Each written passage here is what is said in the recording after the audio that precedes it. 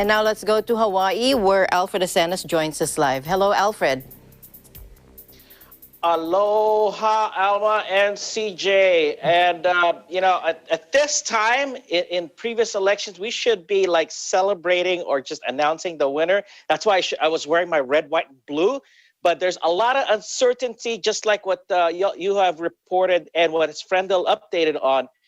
At least at the national level, the presidential level, it's still a toss-up. And even as we're monitoring from different sources, everything is still up in the air.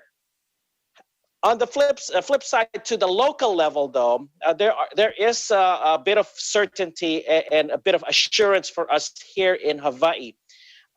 Just to recap, Alma, that a lot of voters here, especially on Oahu, took advantage of the walk-in option. In fact, we have a little bit of footage showing a long line of voters lining up at Honolulu Hale, which is the place of the office of the mayor and the city council. You see that line right there. And there was some entertainment, a little bit of a festive mood there.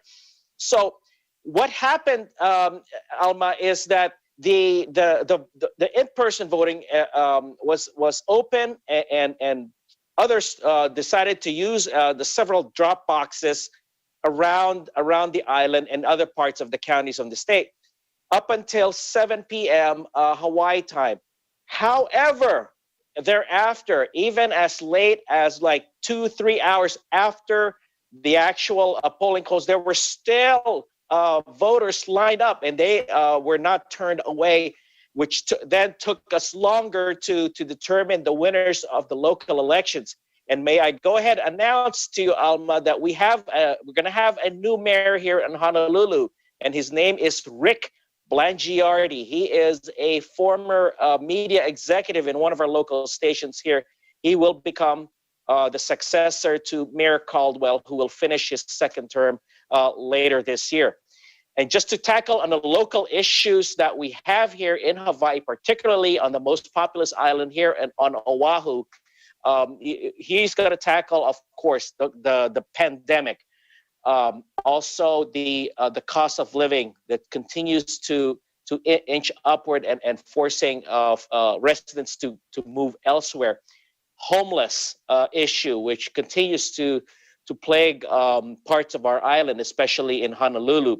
And our multi-billion-dollar construction project, which is this rail system that's gonna be stretching from West Oahu to parts of Honolulu.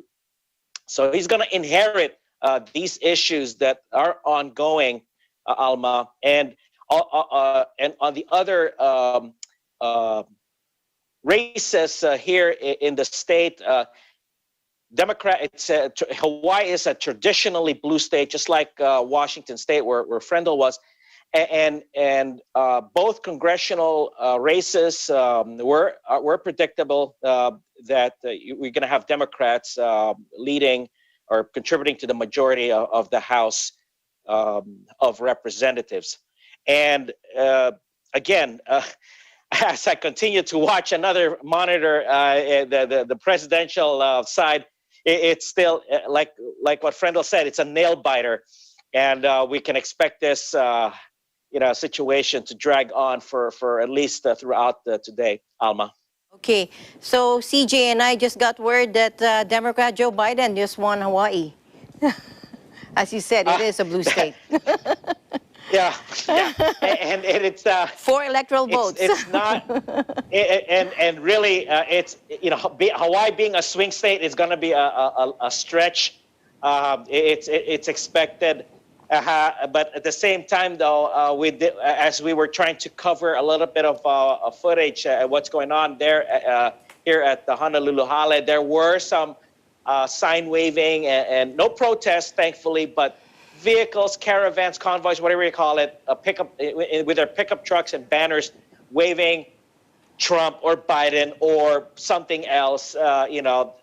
Every election, Alma, not only do we focus on the presidential and all that, but there are also some recurring issues that that bring to light